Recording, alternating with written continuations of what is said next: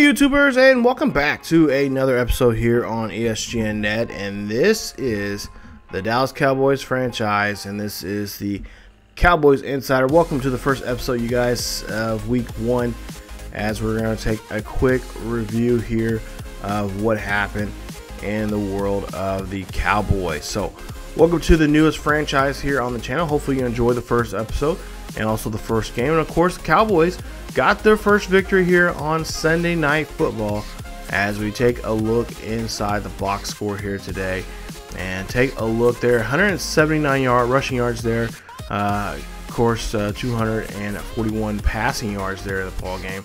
Total of 420 yards there for the Cowboys to compare to the 300 there for the G-men. And we'll take a look here. Only one turnover really, and that came of Eli Manning's fumble that he had, which we were able to take and try to convert for a score, but we only got 3 points out of that fiasco there. Really trying to get into the end zone there, but we just could not do it. I should say, Des Bryant dropped the ball 3 times in the end zone on us there, and we just could not push it any further there.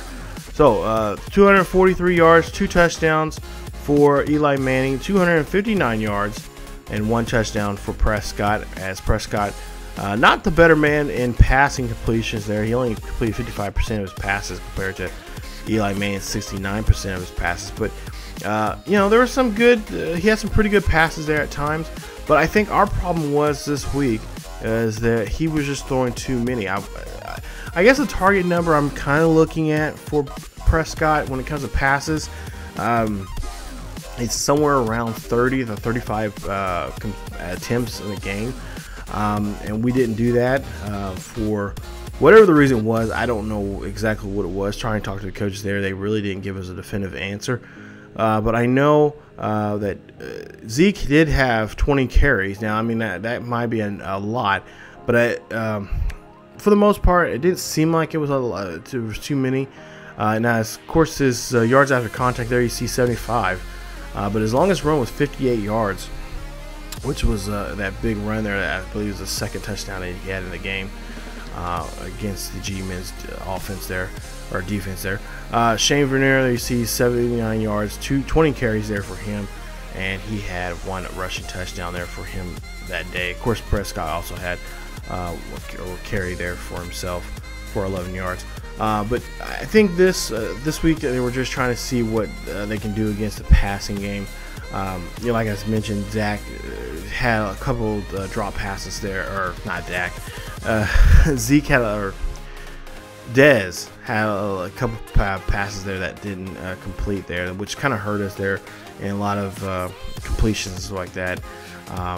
But I think talking to the coaches there, they said that they should have ran the ball a little bit more with him. But at the same time, the Giants defense have seen Zeke Elliott, and their thing were that they didn't want to expose him too much and rough him up too much. Now, that being said, they have been working on a game plan for next week and the next couple of weeks here, where they're going to add Alfred Morris and also Darren McFadden into that fold there. So we'll see probably a 3-headed horse, 3-headed monster here when it comes to the running game in the next couple of weeks, especially once we get deeper into the season. So we'll take a look here. Odell Beckham, that was the only catch that he had, and it was a touchdown there, and that was late when they scored 14 points unanswered, just by running some no huddle there on us, and we didn't have the right personnel there to help us out in that situation. Brandon Marshall there, 14 yards there for 1 reception for a touchdown there for him. Go ahead and look at the defense here. Durant, just a great day there for him. 9 tackles, 3 tackles for loss there. No sacks and no interceptions, but definitely had a great presence there on the field. Sean Lee, a veteran there for that ball club there. He had 6 tackles for loss there for us. There, great job there. Defense is still, we're still kind of, questioning that. There's some areas there we got to try to improve. I know the corner situation is an issue that we're going to have to work on over the course of the year. And then also the linebackers. Of course, you know, Sean Lee, one of the veteran linebackers there, doesn't have much spunk and stuff like that like he did in, you know, earlier in his career. But we're going to try to change that, and I think we're going to do a lot more swapping out of some of the younger guys to come in there and get some game time in there to help us out. So as you know, like I said, this is a progression as weeks go along. We're going to try to change things up. There's already been some changes on defense for next week's game, as they're going to implement some of the younger players there. Jason Pierre-Paul, there you see his half a sack that he had in the game on Dak. And like I said, Dak was, you know, I think he got touched up maybe twice there, I think, in that game. So not a really big concern when it comes to offensive line, but we do want to keep him up right there. And I think too, there were some couple of those passes there I think I mentioned that he's thrown to it. They're also offline. He was thrown off his back foot, and we're gonna have to try to work with him. At least the coaches said they're gonna try to work with him over the course during this week's practice. So a media question here from a local reporter here, Larry Riley. He's asking about our thoughts about last season and how you know, things didn't come together. We wasn't in that, you know, didn't make we made the playoffs, but didn't go as far and deep as the playoffs as was. Of course, you know, we were on a rookie quarterback and a rookie halfback there. So we go ahead and say from the start to finish, the coaching staff has been concerned. The leadership starts from the top, and that means the staff has to stay on point. So, which is true. I mean, the attitude of the organization starts from top to bottom. So, you know, if everyone at the top's doing their job, doing it well, and good, and you know, good vibes like that, then it starts trickling down to you know, coaches, staff, personnel, and the players like that. So, but so far, good morale on the team as we go ahead and take a look here and look at Week 1 matchups there. Kansas City loses to New England 37-13. See, Jets lose to the Buffalo Bills 38-31. A close game there.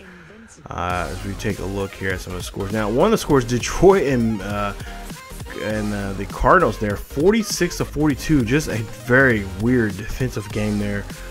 No defense at all. Just stacking up points there left and right. And then the Pittsburgh versus Cleveland, that was just an embarrassment there. Pittsburgh wins this one 51-9. Talk about a ugly first game there for the Browns here at home, their home opener. We'll go ahead and go down the line here, and we'll see one game that we're kind of interested in this week, and that is against our rivals here, the Eagles and the Washington Redskins. 41-16, Washington wins this one. As you see there, they have 20 points there alone on them. I believe we play Washington here in a couple of weeks here, and we're gonna have to try to avoid that. We do not want to be in a high-scoring game, and we definitely don't want them to stack up points against us. But we'll take a look at the box score here in just a bit. As you take a look at, or I should say, we'll look at the player stats here in just a bit. But the box score right now, take a look at it. And just a great time of possession there. You see 37 minutes and 25 seconds there for the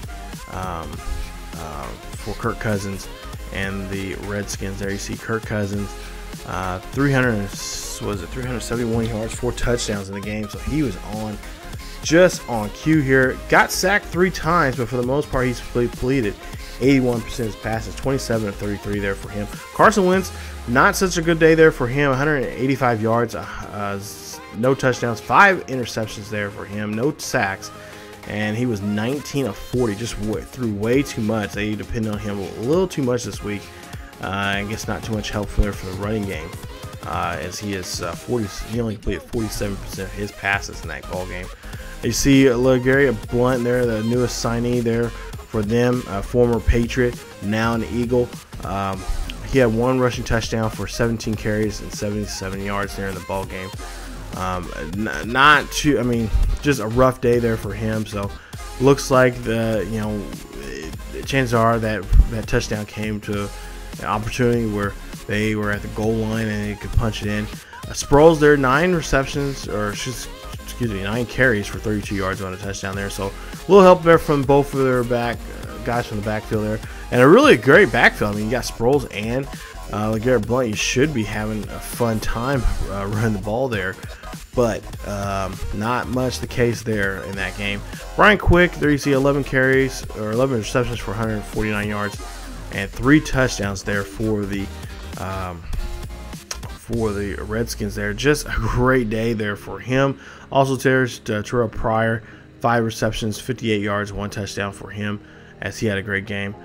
Quick, just, I mean, 5-year guy from Appalachia State, just had a breakout game there and just really put up some numbers there. Just looks like they just did not do a good, I mean, just did not, I guess, expect him to have that kind of game, but just had a great day there. And that's, looking at this, I mean, this is giving us some information here for us to kind of look at as we go along here and get ready for that, of course, that game against either one of these two teams we play. I think it's the Redskins we play here soon. I think that's one of our most, I think our next game against a NFC East team is. I'm not for sure, but I think I believe that's who we play next. At least when it comes to within the division. But there you see some of the numbers there defensively there. You guys can check those out. But for us Cowboys here, you know, we get ready for week 2, and we will have the Denver Broncos. Will play them. So Von Miller and company there. We're going to take them on. Now we'll actually show that here in a bit about their game. They had a game against the Chargers there at home opener there. Like I said, we'll talk more about that, but we're hoping to take advantage of a certain key area in their ball game, which is their defensive line or offensive line there. Offensive line had a weak game 1 there, and we're hoping to try to do the same thing, but change up a few things there. Maybe have some linebackers and maybe a couple of safeties or corners come in and get a sack, or get, you know, come in for a blitz for a sack or whatever. But like I said, I'll show that. It should be coming up here pretty soon here on the video. But yeah, Cowboys, just I think in the Giants game there, you know, I think we were just asking a little way too much for Dak in the first game. We should have did a better job of just implementing Elliott a lot more. And then not to mention too, bring him some help there for Elliott if he was getting, you know, denied there on the line. You know, brought McFadden, a great guy that can run on the outside there. We could have easily used him or Alfred Morris to just pound the ball a little bit more up the middle, and you know, forcing them to enough times if we ran that ball, we would have got. We would have been able to pass the ball there and get more completions there for Dak, but that was not the case there for us. As we go ahead and take a look here, another game here that's pretty interesting there. Got the Saints there on the Monday night game, and they played the Vikings there at US Bank. Teddy Bridgewater, 5 touchdowns, 383 yards there. Great day for him as he played a game. Drew Brees, 3 touchdowns, 418 yards in that ball game, as he got sacked twice there. 34 of 55, so completed 61% of his passes. As for Bridgewater, had a better night, 26 of 39, completing 66% of his passes. Just a great night for him after having a rough year last year with injuries and stuff. Of course, Adrian Peterson playing against his former team, now with the Saints. 22 carries, 102 yards, and a touchdown there for him as he gets some revenge now in that ball game. Mark Ingram, you see 7 carries for 24 yards, 1 touchdown for him. And then, of course, just going down the line there. Go ahead and take a look at receiving. Willie Snead, 11 receptions, 72 yards, 1 touchdown. Fleener, I believe he had 152 yards, no touchdowns, but 9 catches there for him. Michael Floyd, 7 receptions, 149 yards, 1 touchdown from him. He had a great game there for himself and for the Vikings now. Viking now, of course, a former long-time Arizona Cardinal now with a new ball club here and doing some big things there. So yeah, that was a pretty interesting game there, how that came about. You know, there were some weird, I mean, so far I think I've seen like 3 games that were just ridiculous, like just scoring just back and forth, which is crazy, and just really bad defense. We're hoping to try to avoid that here, if anything. Not a big fan of that at all. It's really tough, and not to mention really stressful. You know, having those kind of games there. But yeah, there you see some more, just some stats here now on the defensive side of the ball. But really and truly, just, you know, I thought it was just an interesting game to see those with the numbers that we see there on the screen, and what the quarterbacks were able to do, especially Teddy Bridgewater after having a rough year last year. I mean, just injury, you know, just could not play at all, and you know, and they had to bring in Sam Bradford, and then of course him playing and stuff like that. So that hot start they had, hopefully that will be another one they'll have. But fortunately, this is not going to be the case there, as they do lose by 1. And then finally, the game that we're going to be talking about now, and that is the Chargers versus the Broncos. So Broncos host the late Monday night game here in week 1. Chargers win this one 24-17, and there you take a look at the numbers there, just all in favor really of the Chargers there. When it comes to your total gains, your turnover battle there, they won that one. They did give up 1 ball once here in the ball game, but for the most part, just a rough day for the Denver Broncos. And the reason why is because their offensive line this did not do a too good job of protecting Brock Osweiler or Simeon. So Brock Osweiler, you see tackled 3 times, 6 of 18, or 6 of 10, 60% of his passes were completed. But Simeon, 6 of 12, 50% of his passes were completed. He had 1 touchdown, 82 yards in the ball game, 1 touchdown, 2 interceptions there. They had to bring in both guys because I believe Brock started but then got hurt, and as far as I know, or I should say Simeon got hurt. Simeon, I should say, I believe will be coming back in next week's game against us. That's at least that's what they're telling us here on the wire, letting us that he's been at practice this week and has been throwing around and looking pretty good. So he could be possibly coming back next week, but we're not for sure.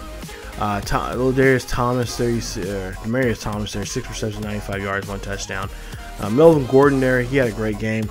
The 3 receptions, 39 yards for a touchdown. But Rivers just had a really good game there. His team was able to keep him upright. But unfortunately, Bowles there you see for the Broncos there. Yeah, he gave up 6 sacks there in that guard. Barksdale right behind him with 1. And of course, Halstan also had 1. But that's both for the Chargers. But Bowles there, you see 6 times he allowed sacks. And so that for us defensively, that's who we're going to kind of key in on our game when we go to Mile High there. As we'll take a look here at the numbers for defense there. Von Miller had a sack there. That's what we're going to try to do. Now for at least against us, they're going to really try to force Dak to throw the ball. I'm sure they've seen how often they threw the ball how they were able to stop our running game.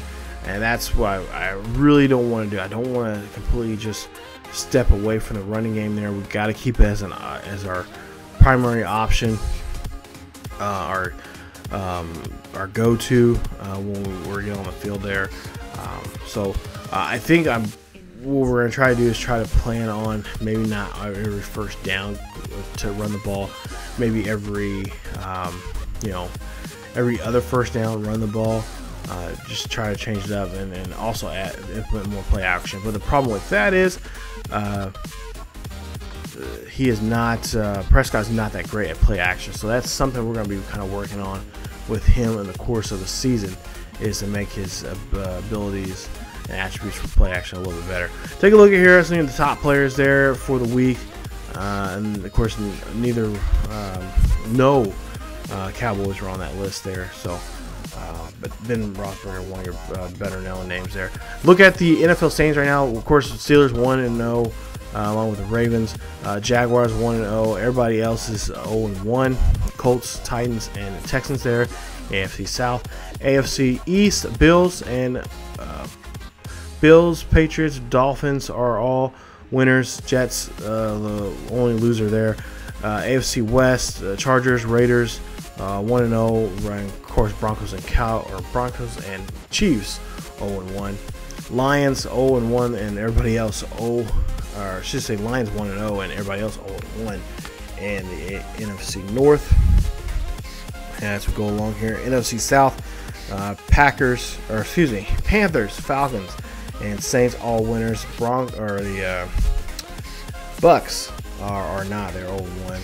And then we'll look in our division, and we'll take a look at Redskins and Cowboys are 1-0.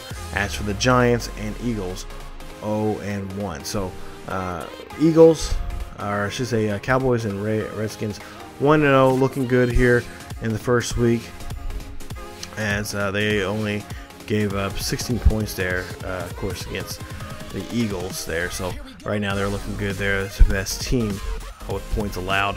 And then Seahawks, Rams are the winners. As for the Cardinals and 49ers are not.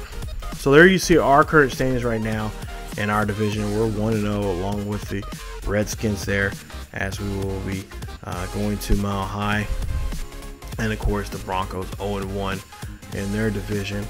And of course we're trying to see if we can be 2-0 for our game, and try to, like I said, put some pressure on their offensive line, especially on the left-hand side there. CJ Anderson is a guy that we're a runner that we're gonna have to try to really clamp down and keep a hold of. At the same time, they do have another guy there in the backfield there, former Kansas City Chiefs, Jamal Charles, now with the Denver Broncos, and we'll see how that's going to work out for us. It's going to be something trying to stop those two guys in the backfield. So Trevor Siemian, there you see his numbers there. Not the best deep passer, but great short range and mid range there for him. Great play action, and of course throw power there on top there. So yeah, I mean, he can't chuck the ball down the field, but how accurate is he? Well, as long as it's not too far down the field there, anything, I think probably more than 20 yards, he will be in trouble. And we want to get him into that position. We want him to throw the ball deep, because he has some pretty good targets, like Demaryius Thomas and a couple others there. We want him to do that, so we can be in position there to just kind of bat the ball away.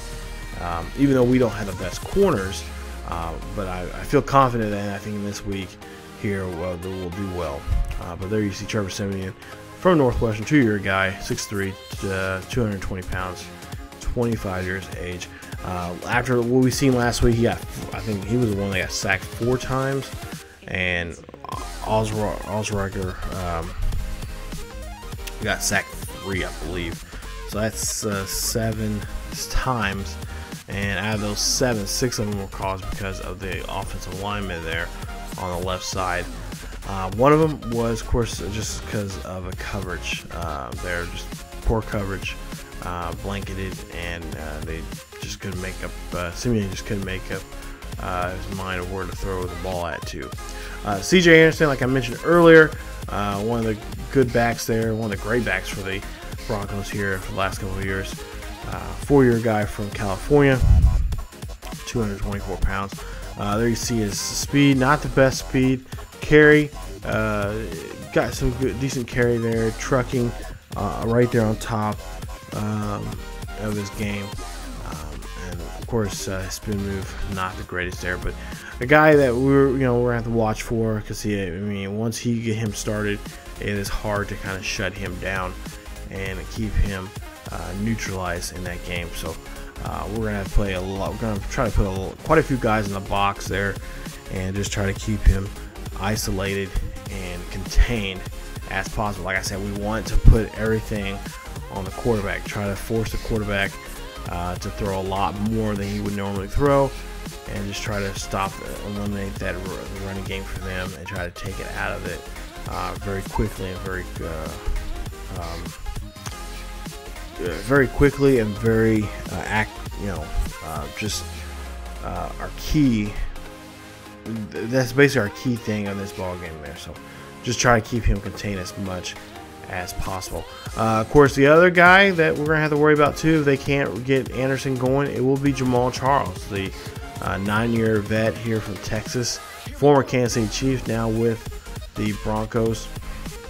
Knows a lot about the running game, as you see his numbers there, and he's won a couple of rushing titles there for the Chiefs. Now with the Broncos here in the Mile City, if we can stop Anderson, then the good chances are they're not going to quit the run. They're going to just try to amp it up even more, and they're going to put Charles in there, and that's what I believe that's what the Cowboys game plan is to if we can keep Anderson in check, they're still going to implement the running game, and if they do so, then we can try to keep Jamal Charles in check. But Charles he's not just known for his running. He's also known to be a great guy that can run on the backfield, and great screen passes there. So that's one thing we're going to have to be concerned about, and kind of just double check and cross our I's and dot our T's on that issue. Or wait a minute, did I say it right? Yeah, dot our I's, cross our T's. Yeah, wasn't sure if I said that correctly or not. But there you see Charles there, 87 overall. Demaryius Thomas there, one of our veteran wide receivers on this wide receiver core. Great numbers there, 81 or 91 speed, and there you see his catch, acceleration, and just route running there. So a good guy that can run his routes very well, and it can just do some damage on the field if he's left open, and especially playing a vertical game.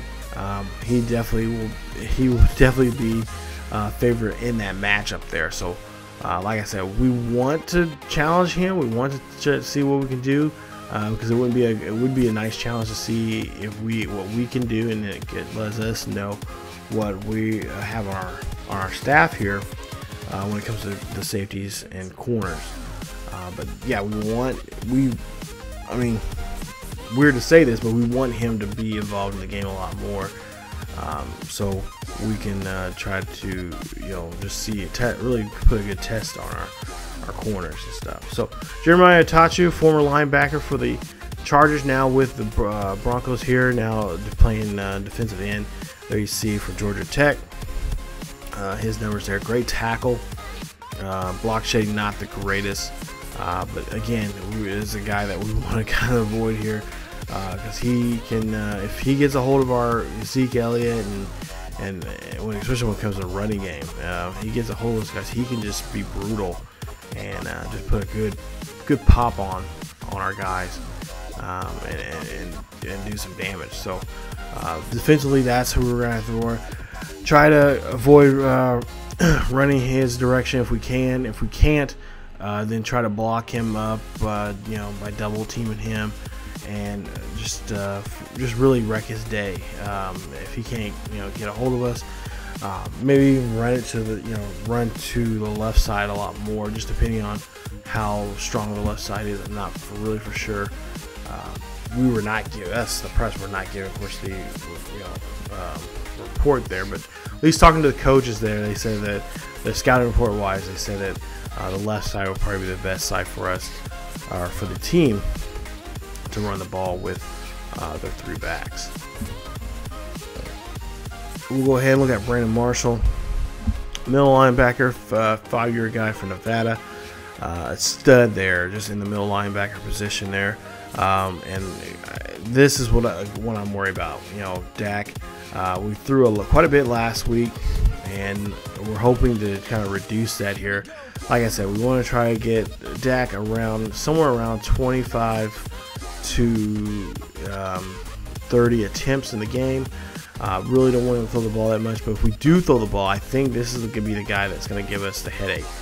He's going to be, he's a guy that can just cover the field pretty well with his size, 6'1", 250 pounds. He can cover the field pretty well. Take a look at some of those numbers. A great hit, great tackle, and the pursuit, he's just right on top there. So play recognition, power moves not so much, and his speed not the greatest right now, or his finesse moves there. Speed's 84, but it'd be a good 84 for his position there. But yeah, he is a guy that we're just he's gonna be keeping his eyes on the quarterback when throwing, and we're just gonna have to really just